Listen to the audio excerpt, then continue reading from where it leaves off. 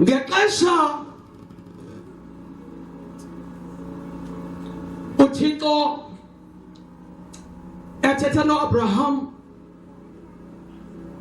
athi nikela ngonyana wakho okuphela kwakhe. uAbraham was 137 years. Sarah was 127 years. Isaac was 37 years. Kunempazamo mama. Abantu bacinga uIsaac wayengumntwana. Ngexesha ukuthi athathe umntwana wakho uyomnikela njengethini. Incwadi kaJoshua iyayiconfirma i-age that Isaac was 37 years old.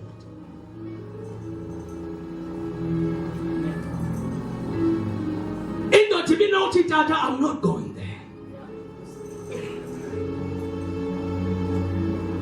Hallelujah. Amen. Praise the Lord.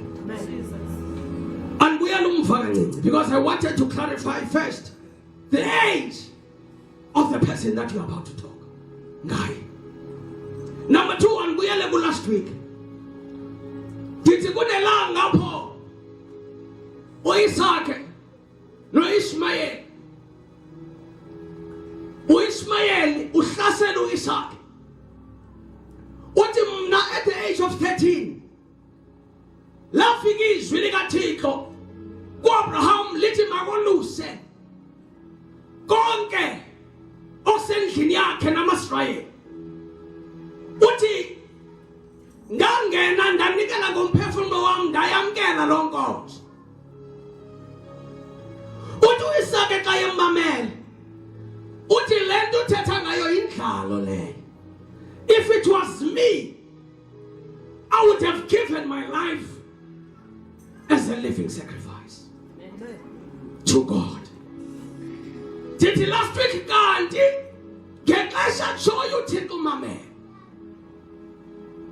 Emamele njuthixo kanti no Satan umvile.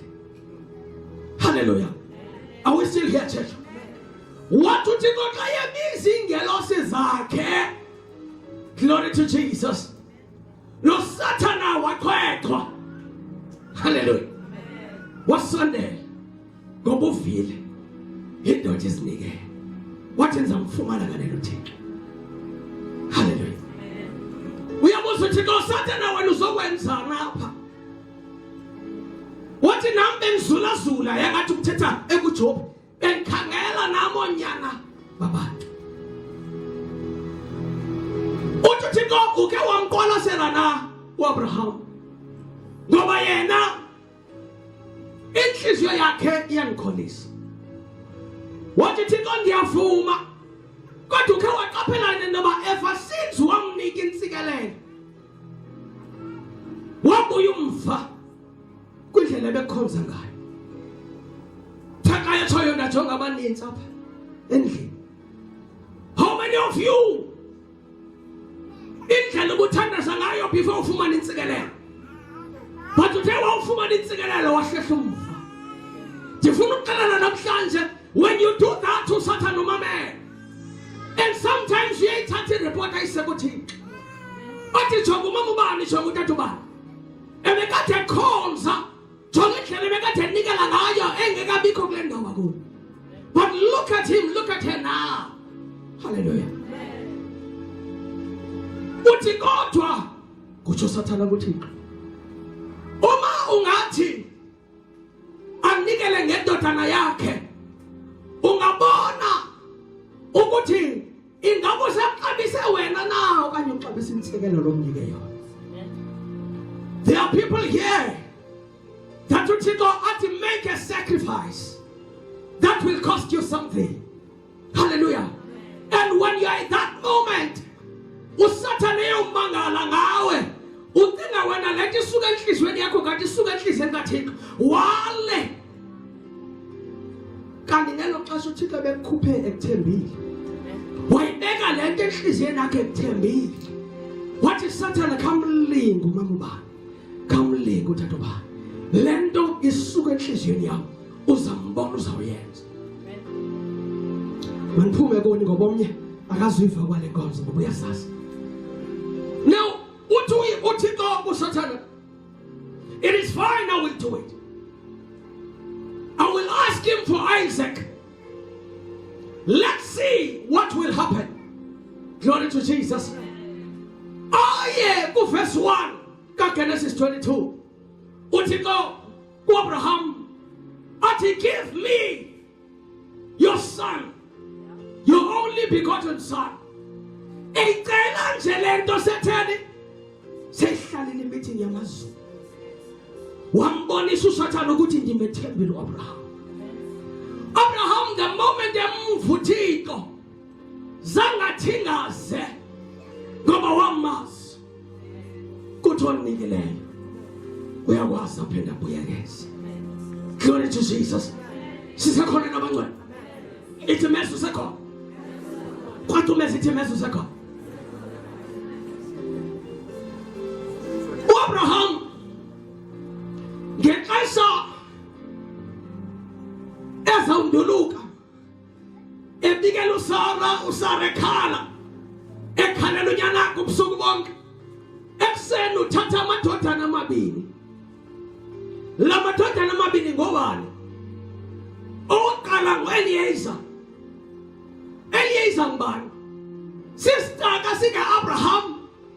Ngexesha uThixo athetha naye okokuqala esithi uzamsikelela, uthi uThixo andinanzala nje, ingabe ilifa lam lizawudliwa sister esithembekileyo nawo Eliezer. Owesibini oyindodana nguIshmayeli. Hayi moya ngcwele. Uthatha uEliezer noIshmayeli noIsaac uhamba nabo. uIsaac yena uyoba lidini aba bayakhapha. Abanyana bathathu baluhlobo lamabandla okanye labantu abangaphakathi ebandleni. Hamba nami. Khonto ngezidimeza hamba notata. Hallelujah. Hallelujah. Hallelujah. Abanye phakuni ngoIsaac bebandla, ngonyana belibandla. Abesibini ngabantu okwexeshana bacinga bangonyana, kanti they have been rejected by God. As a result, indlela yethu nabo will not last. Abesithathu basizicaka, which means they've come just to function at that time, in that season, and then umsebenzi wabo uphelile. So a church will always have these kinds of people. People who've come to function for a season and then they're gone. People who come thinking that they are sons, but in heaven already it is known that these are not sons. And then over start it will be true sons. Sometimes mama, they might take time to come. Ugathi ucinga ngexesha uEliezer ngoyena nyana. Ubaleke indlelende noEliezer kanti uEliezer sisiqala. Kunamaxesha ubaleke noIshmayeli for a long journey, only to realize that he has already been rejected by God. And you wonder, where will Isaac come from? Because sendikhulile iminyaka ihambile. Wayethethe dala uThixo wathi bayezonyana baselife.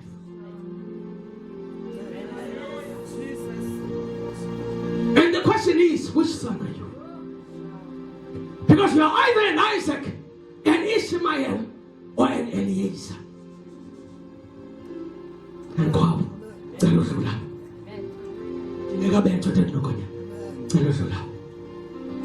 now, bayayihamba le ndlela for 3 days. Kusuku lesithathu, they see the mountain. In fact, it is only 2 people who saw the mountain. And what was on the mountain? they only saw the mountain. But if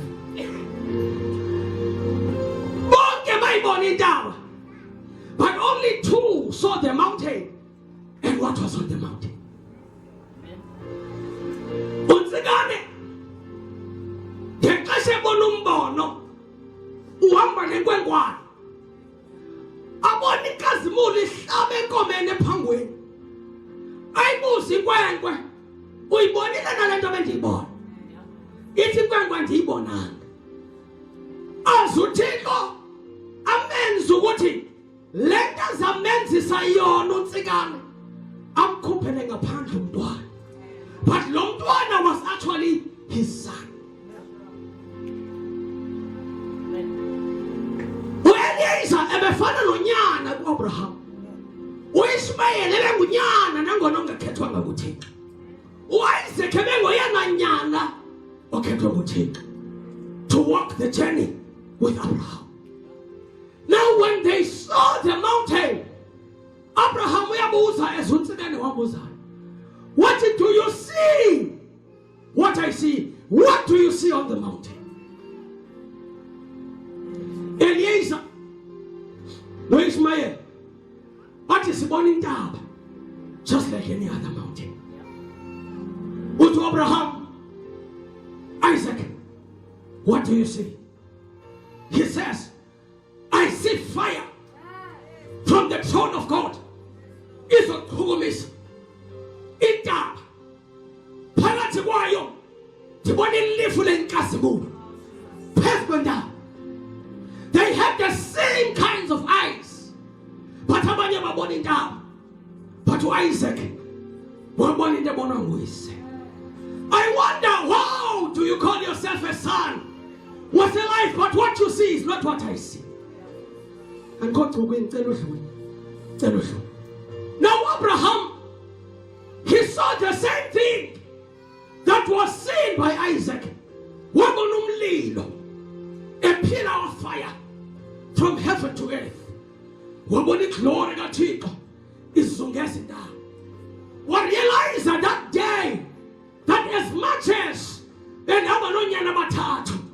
but God, in what God is doing for the next journey, I cannot go with Ishmael and Eliezer. What do Ishmael or Eliezer? When we remember saying love first, you don't know what happened in between. What is Chongani ni nama kwengwana mabini? Salana pezats. Nano Isaac. Sisa yongo. Why did he leave them? Not because but he realized you cannot go with somebody who does not see what you see.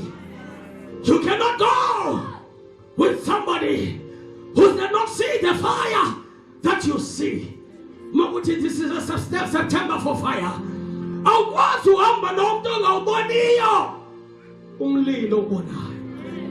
Awwas. Kuma nizawubhidana endleleni. Nizawubhidana endleleni. Hoje meza sawubhidana. Ithi meza sawubhidana. Kunabantu bukade uhamba nabo endleleni.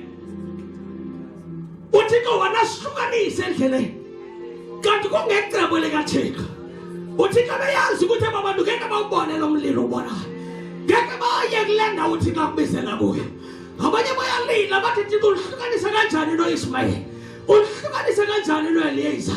Ngoba uEliezer ukhulele endlini yami. UEliezer ndiyabe nayo indlela ende. Ebenkhonzo uEliezer ubusuku nemini. Ebengalale ncama into zakhe ncamela mna. Ndihambile noIshmael. Ah, my God, my God, my God. But when God is ready to take you to a dimension that is higher, kuno Ishmael no Eliezer that you must leave behind. It's a tick on that. Timeno moya wokshiya. Timeno moya wokshiya. Kunabantu that you are crying for, but God has a plan. God is on a mission. These people will not take you to your destiny. You need to leave these people behind. I don't know who I'm talking to, but I know that has been painful, that has been Makamandema Lima Messiah. Because where I'm taking you, you must see the same. You must see the same thing. You must see the same thing. They must recognize the fire that you see. They must recognize the fire that is in this mountain. Your altar is a life. Kunabantu ukuthi afama bazawuhlala apha life. Kanti kule ndaba bayiboni le glory wena uyibonayo. Kunabantu ukuthi ngabazawuhlala. Kanti kule altar they don't see the fire. They don't see the glory that you see. You ask yourself ukuthi bahambe kanjani kule nkonzo nomlilo. Kanti umlilo ubonwa nguwe. Ababoni bona. Bavumele bashiyeke ngasemva. Go to Isaac. Dad, I see Ingu. I see the fire and the wood. Ipinfo. Oh, you missed it. You missed it. You missed it. You missed it. Go to Isaac. I see what? I see what? Umlilo nadon. I see what? Ipindoni.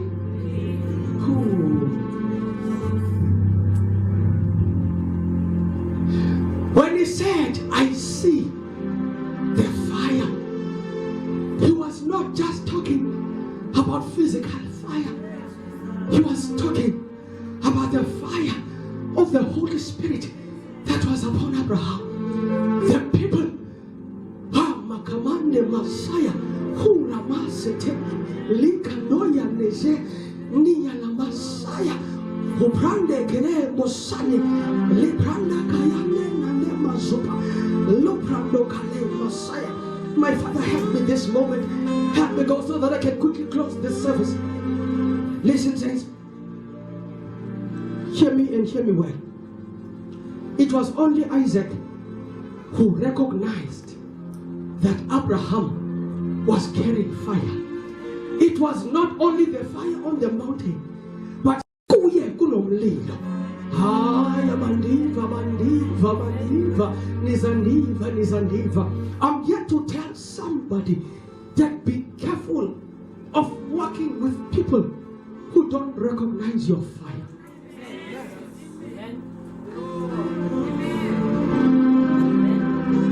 Akhonto ingozi engathi ngumuntu ohamba naye kanti akakuboni bungubani kumoya.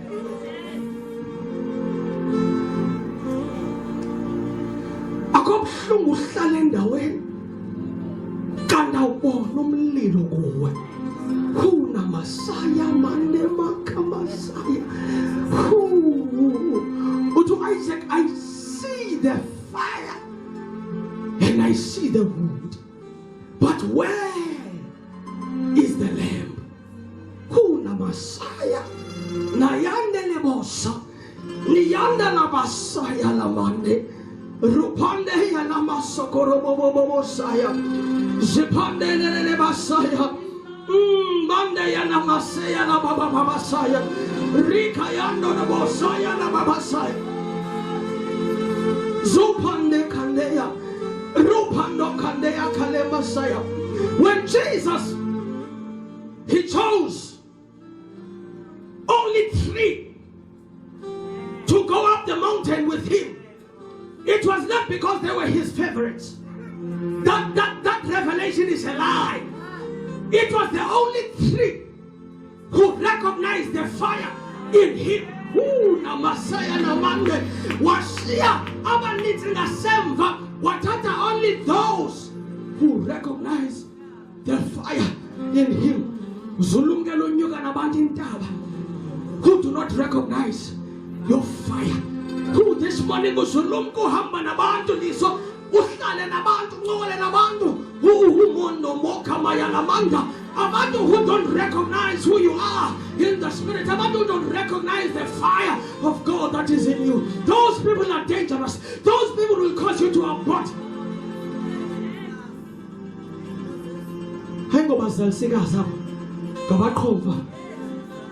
They will make you abort what you are carrying. Because endleleni mamela endleleni weliyeisa lo Ishmael bathi xa bahamba ngasemva bayaphikisana bathi jongo Isaac uyokwenziwa idini kaze lifa lika Abraham lizawela kubani phakathi kwami nawe uthi Elisa mina kudala ndaba sisicaka esikhonza uAbraham wena nonyoko nagxothwa kuAbraham uthi Ishmael mna ndinzalelana mna kaAbraham. Mamela, be careful because when people don't recognize your fire, they will stay behind to discuss you. Bazosala ngasemva bencokola ngawe bediscussa besitha bawe khona kasibasuzuzani. Be careful ukuthi uhamba nabantu. Exoxo Elisa lo Ishmael elifa lizayo kubani phakathi kwami. Do you qualify? You don't qualify. No music, do you qualify? You don't qualify. Kadika wale katika barazanga. Ukuthi Isaac uzawubuya endabeni. They thought Isaac akazobuya endabeni. They thought Isaac akazobuya endabeni. There are things that God will ask you as a son. And when you think, if I give this, Lord, He's going to bring you down the mountain. He's going to bring you with a blessing.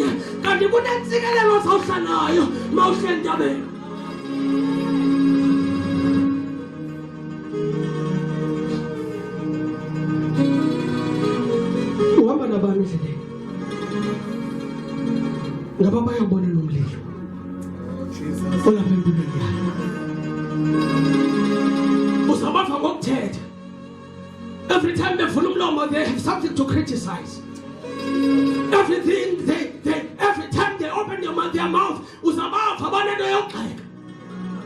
but when you recognize the fire, you don't see in the go to Bonumlilo that Yambona long to Walomzuzu, and when Yambonia Betagana, but I see the fire. Without Twanamlino, I am Gelis I don't see your weaknesses now, but I see the fire in the weaknesses of the life. It is when you are weak, say I am strong.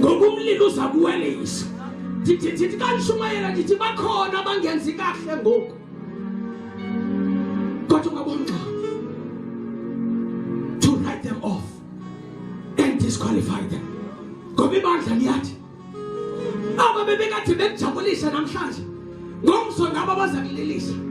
You must have a wisdom to balance it. When I look at the Gakamand, go and call the language, take us on Pendula. Sibona Yanutika makes a situation. At the Lord, the men at the end, Goyana Yanuka guy. So go take them sus. Casus or catches a man. Casus or catches a man. Casus or catches a man. I've learned in ministry that be careful. Go come on. Go along lead. Go enter inside. You might not see it now. Go to little piece. Yes, a man. Yeah, that's not a life. On Nagalanzal. Come in, I should deal with it. Come fool. Go to lead. I say, Guyam Sevens. What's that in any long? Go on the seas. I did a land. I'll make a lease. I don't want it anymore. But if you no longer is a better, you need to be wise. Who Mandaka Mayala Masa Kulangonzo. I see fire in your lives. Kasha life long lead. Open on him now. Ostanganisai. Ostanganisoli sweet. asihlanganisa i-worship song kodwa thina sihlanganiswa ngomlilo kunomlilo lapha kuwe uyazana nomlilo lapha kuwe lento isihlanganisayo kahle kahle ngomlilo ngomlilo ngomlilo kaJehova ngomlilo kaJehova ngomlilo kaJehova abanye benu bayabuza into obuhlelelene life. What's keeping you well, man? Kanti abazi ukuthi mina nawe senziwa ngomlilo omnye. Asikwazi ukwahlukana ngoba ezinkuni ukhuno lunguwe nokhuno lundimi liyabaza umlilo ohlangene umlilo ohlangene sithetha into enye ngoba sihlanganiswa ngomlilo omnye. Sihlanganiswa ngomlilo ukuthi sihlanganiswa ngomlilo osibizayo. Ebangcwele siyabizwa ngomlilo entabeni. Ebangcwele siyabizwa ngomlilo entabeni. Asinyuke indaba ngoba ukhona umlilo. Ave kunzima ukhokhela ibandla ekumele ukuthi inyuke indaba amathathu amabandla khona. Kunebandla laphansi kwamanzi. Bagcwele abazalwane bashumela uYesu kodwa bafaka phansi kwamanzi. Amadlalo aphansi kwamanzi. Ibandla lesibili libandla lapha at this level esemhlabeni. Hallelujah. Elibandla alilindalanga into ezimangalisayo kuThixo kodwa liyakhonza nje kuba kuthiwa la ungena izulu kodwa lukhona uhlobo lwesithathu lebandla. Ibandla elibizwa lonyuka indaba. Ave kunzima xa ubizwa lonyuka indaba tena kuzolila ucinga ukuba hayi ibandla yikho insikelelo kanti ingxaki zathu thina kusemlilweni phezu kwentaba uzunganikezeli zunganikezeli kube yathi breakthrough ayikho apha kodwa phezu kwentaba athi uThixo xa ebiza nansi intaba yaseZayoni abahleli kuyo ngeke baphela amandla abajonge kuyo ngeke baphelelwe ngamandla. Siyabizwa sibizelwe entabeni yaseZiyoni vuma uThixo akunyusa izindaba ndiyayazi things might not be easy now kodwa ngilulana ukunyuka indaba bangathi into azenzeki kodwa ndiyalibona ilifu lomlilo kodwa ndiyalibona ilifu lomlilo kodwa ndiyalibona uzuko phezu kwendaba ndiyalibona uzuko lithi ishwi baleka ngalamandla nawo ebangcwele ukhona lo mlilo osithweleyo baleka ngamandla lomlilo bayeko Eliyeza noIshumayeli ngoba baza kubambezela baleka ngalo mlilo nawo.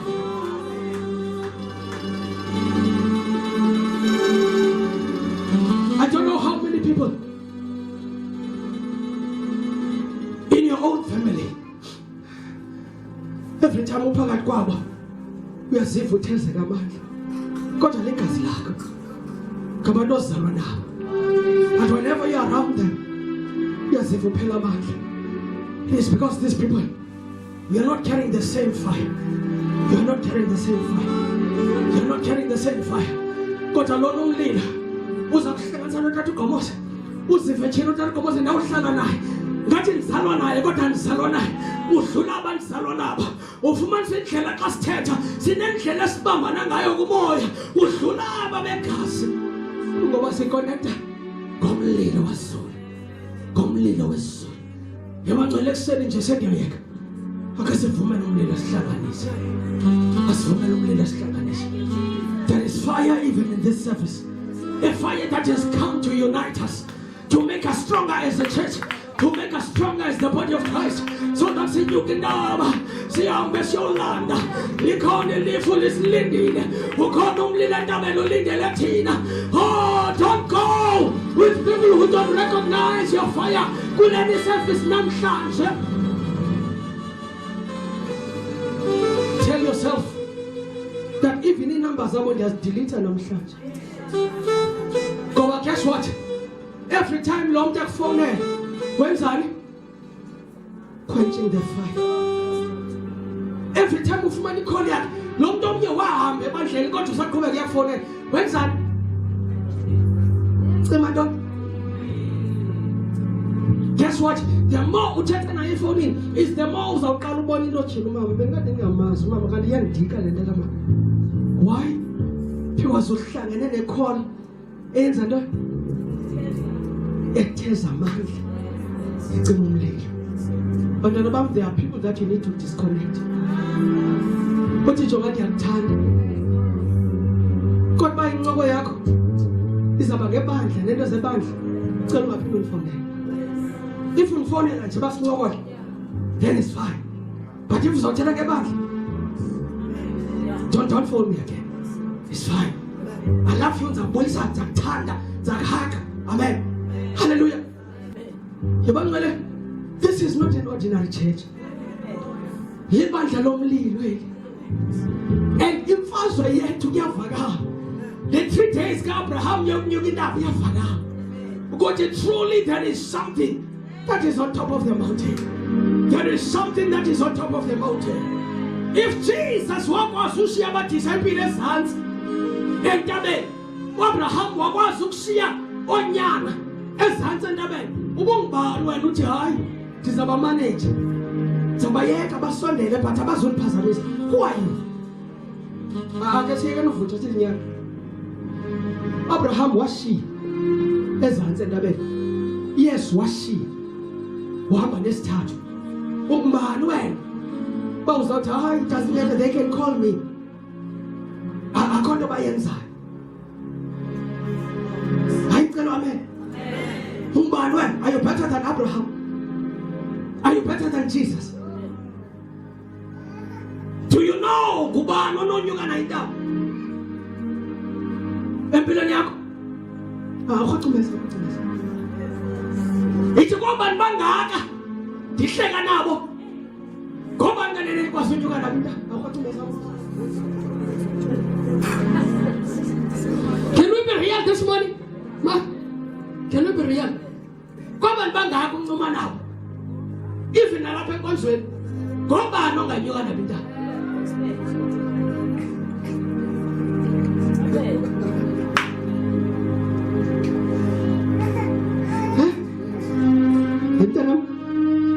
Minwe baphum nomnye bangazama uvula yazama uvula okwesihlanu nje ayivuleki okomnqongo nje Nkosi endiyazi baxa ninyuka intaba. This person carries the same fire that is in me and this person sees the fire that is calling me.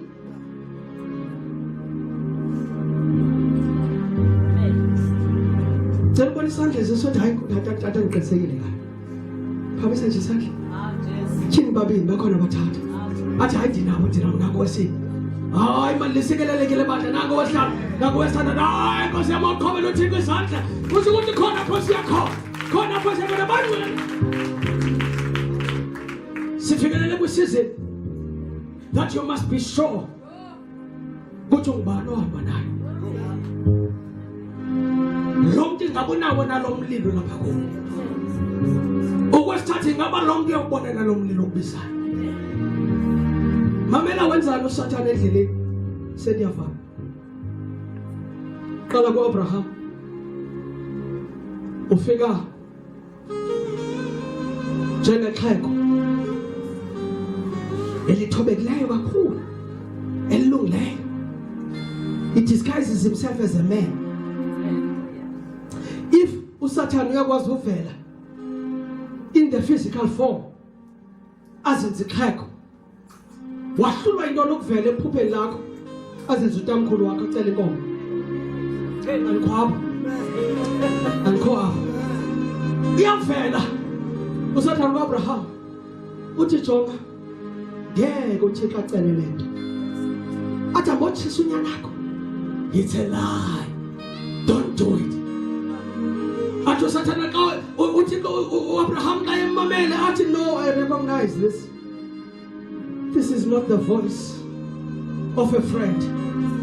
This is the voice of an enemy. The reason that ebezenza ixhego elinesidima kunabantu abaza kuwe ebusuku bafone, abanye xa kuphuma inkonzo bachweche bazothetha kona xa ubajongile ngathi ngomama abahloniphekileyo, ngathi ngootata abanesidima, kodwa yona nto wathi jonga suyenza lenkonzo uyenza ebandleni sunikela ngalendlela unikela ngayo susikhupha isishumi suyenza le moyengcwele but yamvuyela Abraham because he recognized that this is the devil. But Satan suka endleleni yakhe uThixo ndimvile wathi lo ngowedini wasuka uSathane wathi Isaac wasenza ngoku ingathi ngumfana omncinci mfana apho cute. Hallelujah. Wafika wathi jonga utatakho ukusa is wrong. Sofu wasuku Isaac, what you're a liar. What you're a liar. You're a liar. Yabangcwele nansi nemangazana eyesithathu ayenzayo phambi koba aye kuSara uSathane wavele wadala ichibi lamanzi enhlango lamanzi akhangeleka ingathi ngamanzi uyazi xa uncane usedesert uhalela usela wandenza uThixo nanombono wabantu abaze kuhlelela endlini bathi ngicela ke siyo visit ngicela ke siye mani khona lenkonzo wafika wenza amanzi wangena uAbraham wathi sephakathi emanzini wakhumbula hayi man ndiqelile uhamba zange kwabakho manzi la yabanga sephakathi emanzini but he realized no man zange kwabakho manzi yebo siya abanye benu kunezinto enithi zawuthethwa ngabazali benu bakamoya iqaleni izikholelo kodwa kudingeka ixesha uza ukuvuka ezibuya ingqondo sithi hayi man dikhalele nje notata nomama zange kwabakho manzi hayi abandiva kancane zange man le dikhalile but zange ndahlala wathi Abraham Isaac jonga ungaseli nosela basamba wathi katshoyo shwaka amanzi. Hallelujah. Ngoba yona nto befuna ukususa in your position ebenefuna ukususa endaweni baqhubeka wathi ukuncama waya kuSara Sara nyana kufile wothuka uSara walila uSara kodwa zabuya ingqondo wathi lo mntana befuna umthini bendimfumene kuThixo kakade ndingamalela kanjani uJehova in him all things are possible. Hallelujah. Hey wathafa uSathane wahamba wasehambile waphinda wabuya xa ebuya ngoku encamile macalonke ubuya ezothi Sara jonga benixoka mangoke ekabe sathana leqone uthi jonga benixoka ngoke akafanga waze uyaphila sebhadula uSara ekhangela ba ngabo ayini uAbraham umntwana wami uye ngaphi okuba lifumana ukuthuthu lwakhe xa lifika izwi kuSara kwavuka uvuyo lomangalisayo ngaphakathi wathi xa evuya warhanya lo vuyo wasweleka. Wena ufumana uverse 20 chapter 23 sethetha ngendawo ekhangelwa ngoAbraham efuna ungcwaba uSara awazi ukuthi what was happening in between. Hallelujah. Kanti in between uSathane ebebusy ezamela intoba uSara ncame onyanakhe. I don't know ubangcwele sendiyayeka. There are many things I tried ukuzinyathela in this one message. Recognize abantu ohamba nabo abangawuboni umlilo ubona. And today make up your mind that Father, I am separating myself from everyone who does not recognize my fire. Today is the day. Because Manuel Abraham bengeke ayofika phezu kwentaba. Bayebezazilibazisa ngoIshmael noEliezer. The reason that things are delaying in your life in this season kungenxa yohamba nabantu who don't see and carry the fire that is inside of you. Sithi kule nyanga we are baptizing people in fire. When usahamba nabantu abangenamlilo kodwa uyendaweni enomlilo kodwa uhamba unamlilo. Uhamba nabantu abangenamlilo. How will you get to your destiny?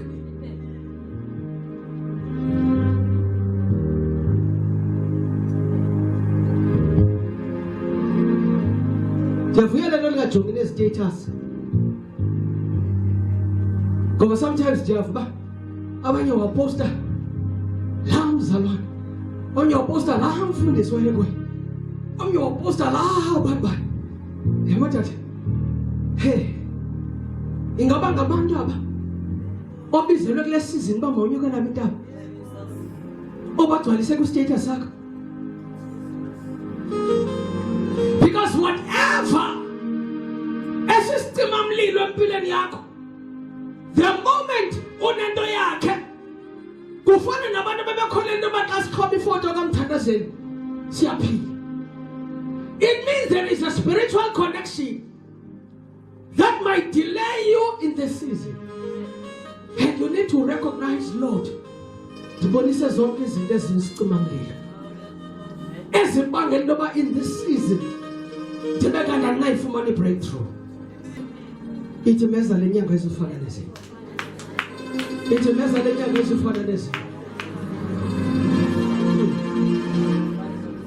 But the problem is what? Ingxaki inye mntu sekhaya. Ukhe wamqaphela ukuthi Eliezer noIshmael babasathenga. Basakubambe ngebhatyi basahamba nabo. Ngabaqaphele na ukuthi khange bashiye ezantsi entabeni. Ngoba ingxaki mntanam bazawudinga amandla apha kuwe. The more besoyama kuwe, the more umlile phela. The more amandla omlile phela. The more amandla omlile phela.